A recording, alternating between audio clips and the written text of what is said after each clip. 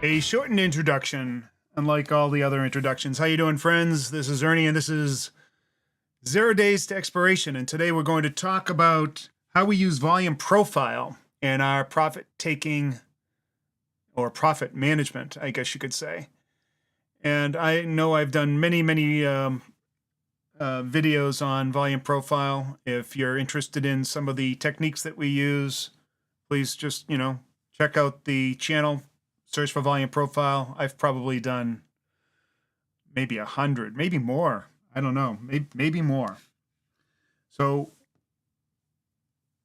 what we do here at 0DTE is this is not an alert service, by the way. It's a coaching and mentoring service where we're teaching traders how to become independent, consistently profitable, and at a professional level trader.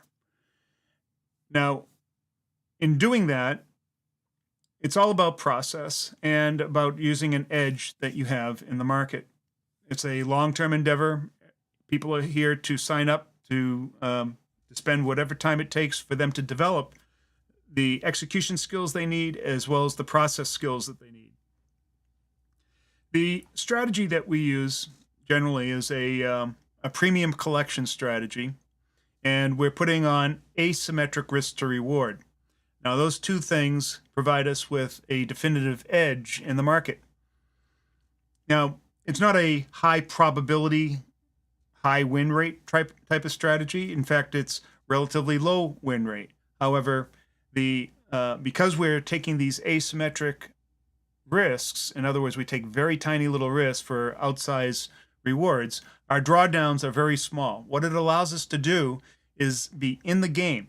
See, we take the philosophy that we really don't know, when the market is going to decide to give us a winning trade. It's virtually impossible to do that. You would have to be arrogant enough to think that you can tell which way the market's going, and we don't. A lot of days like today, you have a market that just sort of ends up where it started. When you have a market like that, one that has very little movement up or down, it's very difficult for anybody to make any kind of money. And we had a very similar day like that yesterday. On those days, we know that there's not much opportunity, and because we put so little at risk, it's no big loss. However, when the market does decide to give us something that is worth profit managing, we want to make sure that we have every available tool at our disposal. So that's where volume profile comes in.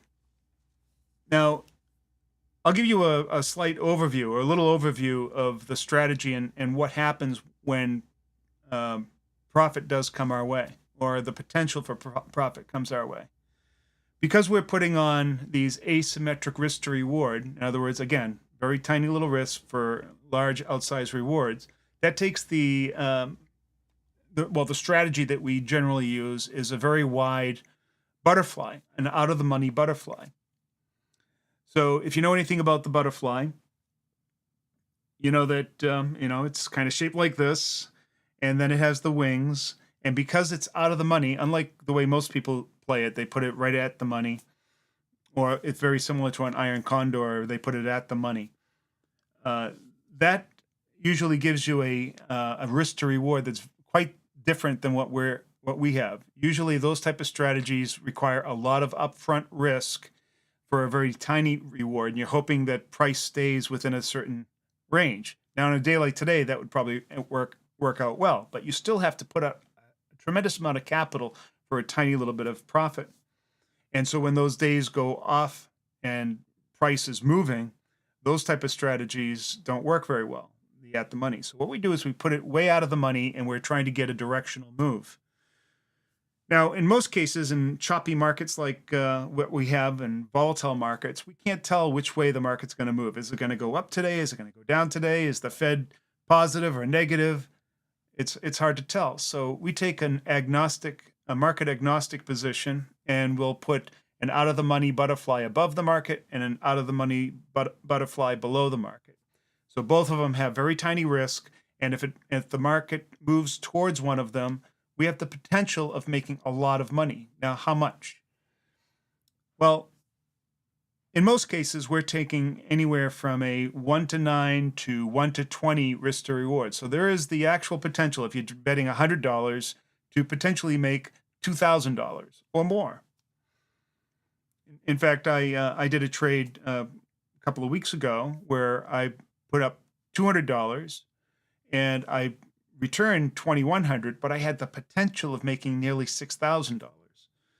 So now, will we get that 6,000?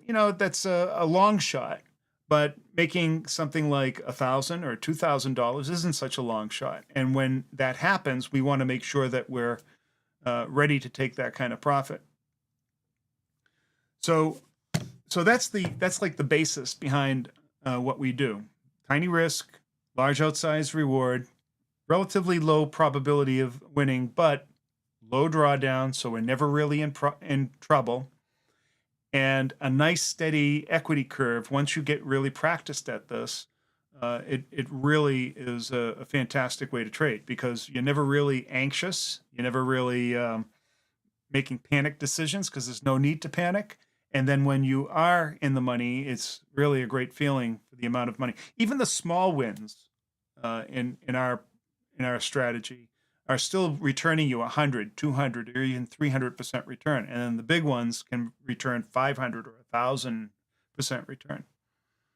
So when profit does get in that way, we have a framework that we use where we divide up the day into segments.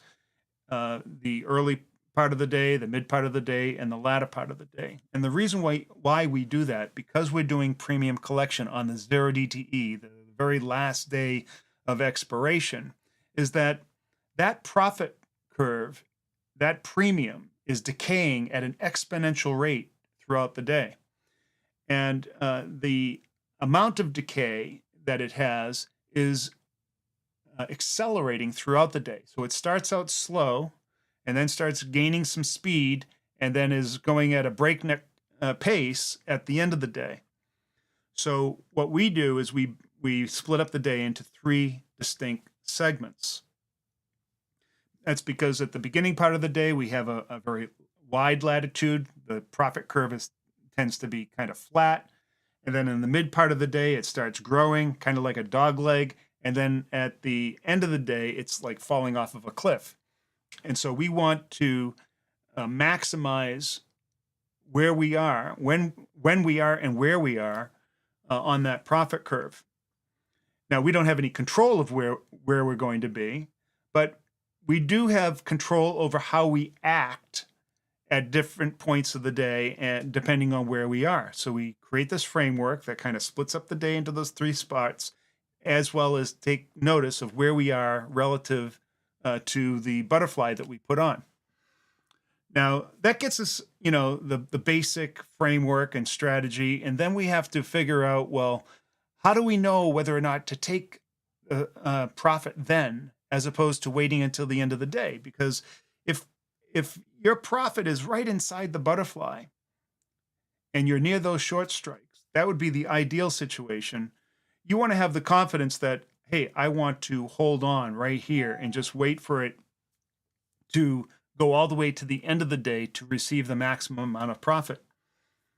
Now, why? Why would you want to do that? Well, when you start getting down to those final moments, it's 3 o'clock, then it's 3:15, and then 3:30, and then 4:15. The amount of decay that's happening and the amount of profit that you're potentially collecting starts increasing at a geometric rate. So you could be, say, 20 minutes before expiration and maybe have, let's say, $500 of profit that you could take right then and there and get out and feel really good after maybe putting up $150. That would be a great day. But you also know that if you just held on for another 5 or 10 or 15 minutes, that $500 could turn into $1,000 or $1,500 just by doing nothing, just sitting right there. So you want the confidence, or at least some kind of way of telling whether or not it makes sense to stay there or not. And a lot of that has to do with, a lot of it has to do with the momentum in that day, but a lot more of it has to do with the underlying market structure. And that's what we're going to talk about today. We're going to talk about volume profile and determining, where the market structure is, and then how I can use that to my advantage to tell whether or not there's support or resistance in a particular area. And so just knowing that can help you make those type of decisions, those sort of nuanced decisions. Should I hold on or shouldn't I? Market seems to be finding some support there. And if that's the case, then I can, hang out for a little while. And if it breaks that support, then I know that I have to make a quick decision. So it all comes down to knowing exactly where those levels of support or resistance are, areas of liquidity and lack of liquidity. And the volume profile is fantastic at showing you exactly that.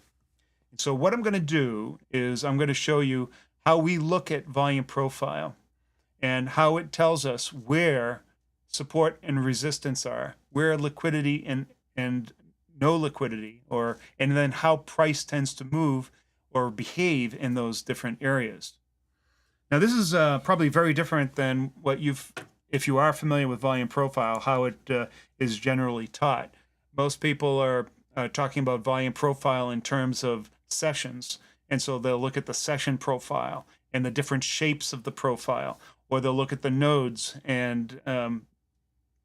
but they're not looking at it from a historical point of view, or what we call market memory. And it's actually not what we call it. This is a concept that was brought forward by a very famous mathematician named Benoit Mandelbrot. And you've probably heard of Mandelbrot sets or fractal geometry. He's a pioneer, or was a pioneer. He's long gone. I think he passed away back in 2005 or something like that. But he was quite impactful in the things that he found. And one of the concepts that he came up with or recognized, not only in financial systems, but in all natural systems, besides the fractal geometry, which also has wide application, was this idea of memory, system memory.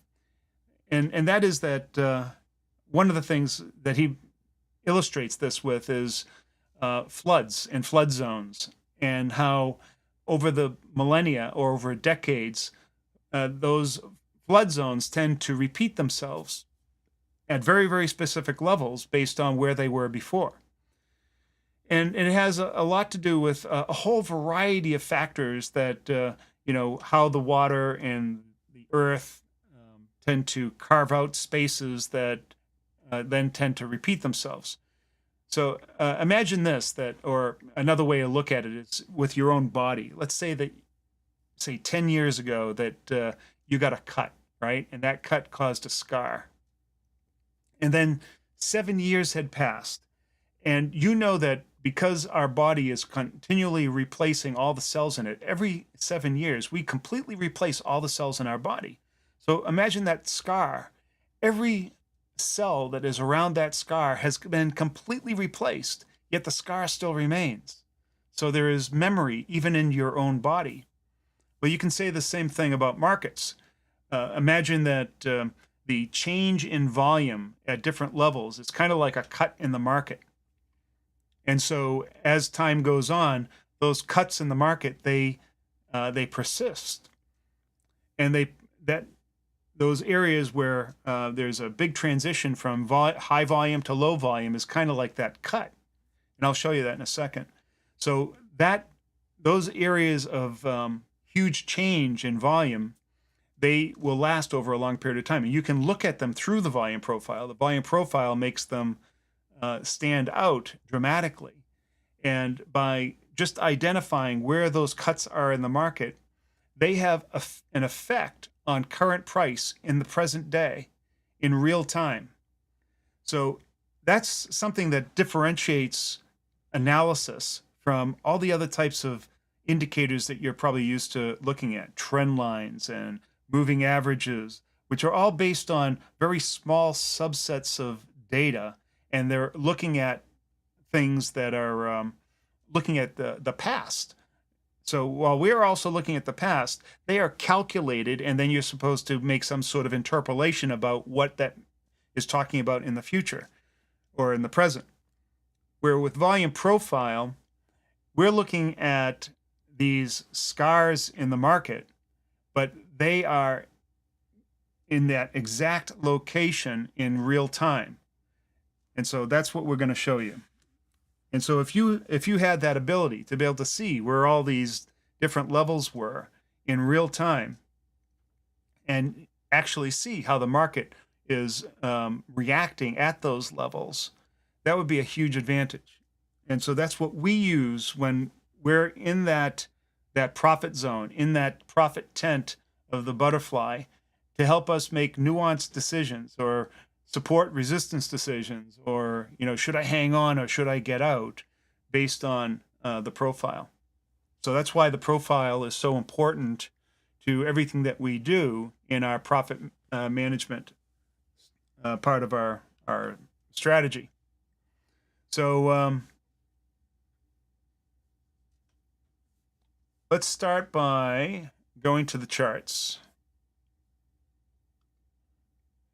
Now, this is the SPX. We trade options on the SPX, as well as the micro version of the SPX, which is the XSP. We also trade the E-mini S&P futures, options on the E-mini S&P futures. They're basically the same thing. However, depending on where you are in the futures cycle, their prices may differ by a bit, but their activity, their tick-by-tick movement is exactly the same. The big difference is that the futures, they go around the clock, where the SPX, although it does go around the clock, most retail traders can only trade it between market hours. So the other big difference is that the SPX has no volume, and that's because the SPX isn't a real thing. It's a calculated index, and therefore it can't be traded, and therefore it has no volume.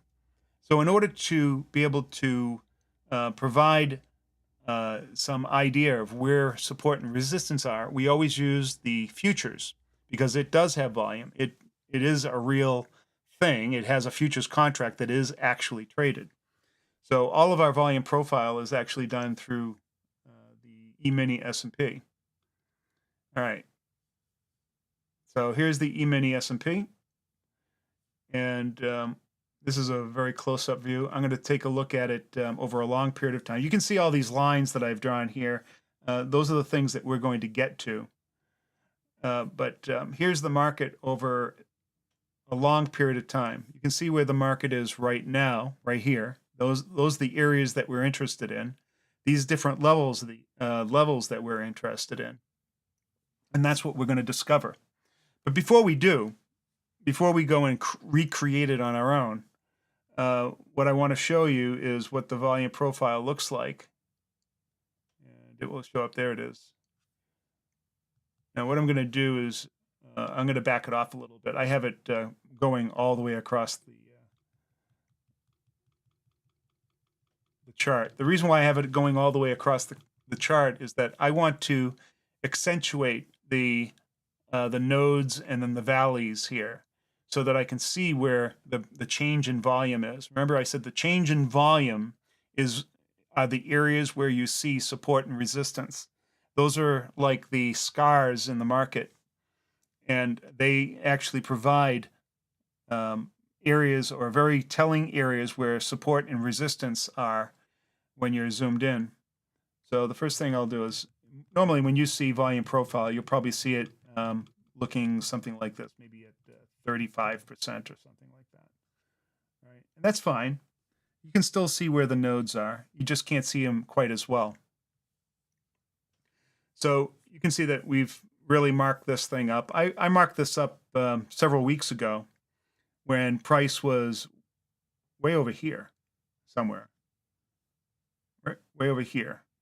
So the interesting thing is that, even though I've marked this up several weeks ago, the lines, they tend to persist, because the profiles don't change that much. They change over time. Every time price goes by it, they are, volume is being added to the profile. But you'll notice that this profile is giving me the volume picture over this entire range of prices, all the way back to 2021. So I'm literally looking at 2 years of volume in creating this profile. And then I'm using these lines to mark up or to indicate where that profile has made abrupt changes from very high volume to very low volume. And those places are at the edges of those nodes. They're also at the very deepest crevices of the nodes. And that's what all these lines are indicating. Now, just to show you how impactful that is, I'm going to remove this box. This box is just making it easy for us to see where the node is, but I'm going to just remove it. So I use different color lines to indicate different things. Like the purple lines I use to show the boundaries of a profile, and the peach lines I use to show the how that profile has sort of expanded, right? And then the yellow lines are showing the very deepest crevices of these, what I call volume wells, or these low volume nodes. So we have high volume nodes and then low volume nodes, which are kind of like the opposite of the high volume nodes. And the yellow lines are showing the very deepest crevices of the low volume nodes. And then the purple lines and peach lines are showing you the features of the high volume nodes. All of those are very significant in terms of how price is moving across them and how price tends to behave. Now, as a general rule, high volume nodes represent lots of volume or lots of liquidity. And so price tends to move more sluggishly because it's going through areas that have a higher density of volume. It would be the same thing if you were like moving through mud as opposed to moving through air. When you have mud, you have a higher density. You can't move through it very quickly. If it's air, it's light, and there's nothing providing any resistance. You can move through it very quickly. So think of the low volume nodes as being very airy, and the high volume nodes being very muddy. And you can see that in terms of the way price moves. Price tends to move in big, long bars through the low volume nodes and through shorter bars in the high volume nodes, as an illustration. So if I were to zoom in on this and go from a day view maybe down to a 15-minute view, we would start seeing that these lines that I've drawn seem to be very impactful about where price is going. So you can see right here, price was bouncing off of this, trying to break through into a low volume area, but it couldn't. It tried, but it just would bounce back. Then it would come back down here, and this is another area showing the edge of a value node, finding resistance or support there. And over here, you can see an LVL, or a low value level, where it finds support there. And then you can see how the price tends to ride along this edge. And also here. I mean, you could go on and on. These are, now keep in mind, I couldn't see this level of detail when I drew these lines. I was looking at a 2-year chart drawing these lines. So all of this price action was all represented in a single bar. I can't see it. These are, if you look at price action from this point all the way to this point, that's a day bar. I can't see that whole thing. It's just looks like a bar. It doesn't show me that price is bouncing here and here and here. So as you can see, even though these lines represent features in the profile that are made from a very high level view, taking in literally years of data, the present day price is respecting them very, very, very accurately. Now, they're not perfectly accurate because I'm doing it at such a high level. It's hard to see. So these lines might in fact be off by a point or two here or there, or it could be that there is a little bit of leeway in the market. Of course, this is true, that there's a little bit of leeway in the market, and the institutions that are out there that are protecting these levels, they're not protecting exact levels. They have ranges that they're working with, but for the most part, they come in pretty darn close, providing a very, very clear area where the market is providing support and resistance. So Jonathan's asking, what period of time does that volume profile cover? The entire time frame shown on the chart? Yes. So I only use the visible range version of volume profile on TradingView. So whatever I show in the chart is where the profile is showing. So you can see right now, the current profile is only showing you what I'm showing, and that's about a couple of weeks worth of data, or about a week worth of data, right? But if I were to go to the day view,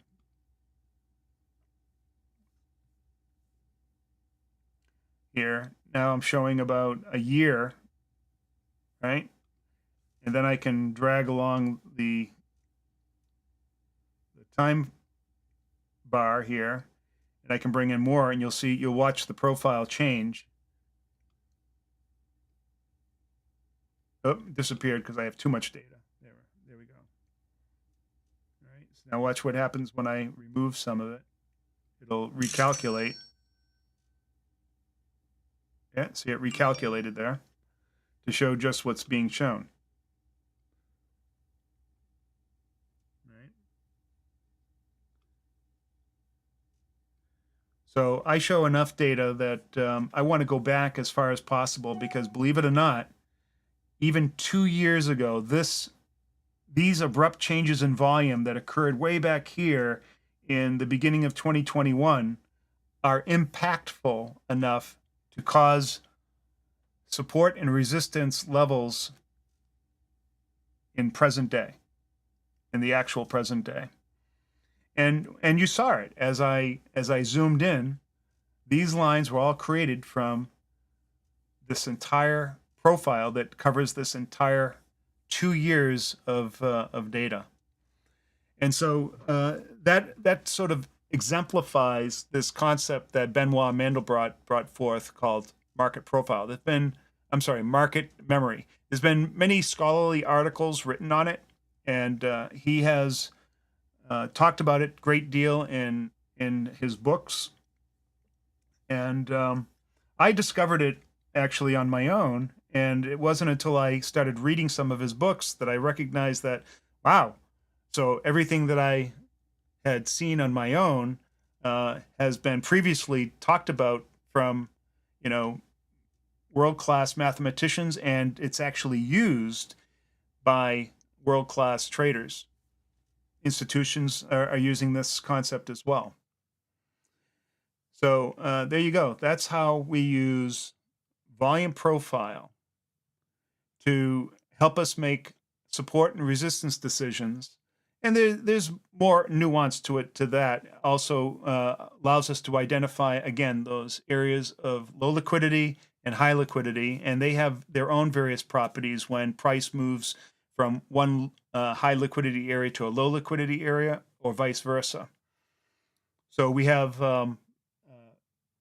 procedure, or I guess behavioral guidelines on how to interpret how price is going to move, or how it's potentially going to move. And from that, we can develop scenarios in our trading. And so that when we're in a day trade, in a 0 DTE trade, we can map out that area, literally map it out, and come up with scenarios that we can then make the best decisions from. And that helps us, plus that with the framework that we developed, that two-dimensional time framework that I talked about earlier, we can become very accurate about how we manage our profit.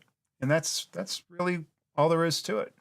Hopefully this has been instructive. We'll go back to the big head here. And you found that useful to you. If you go back and look at some of my videos, I do a lot of the analysis, the structural analysis of the profile. I'm not going to do that right now because that'll be a little, we'll do that next time. But I've done dozens and dozens of videos creating this profile, and also describing the behavioral elements as price moves across these different things, these different levels, and also creating scenarios. And we'll cover all of that in future videos. The the up and coming videos are going to go through all the different aspects of our zero DTE trading method, the strategies that we use, and the underlying philosophy and the process. Now, if you'd like to learn how to put all of that together and become a consistently profitable, independent, professional level trader, go down below to where in the description you can find the 4-week trial. Give it a shot, see if it's for you. That's all I've got to say. I want to thank you very much. Peace to you all. Take care, and we'll see you next time. Time for the music.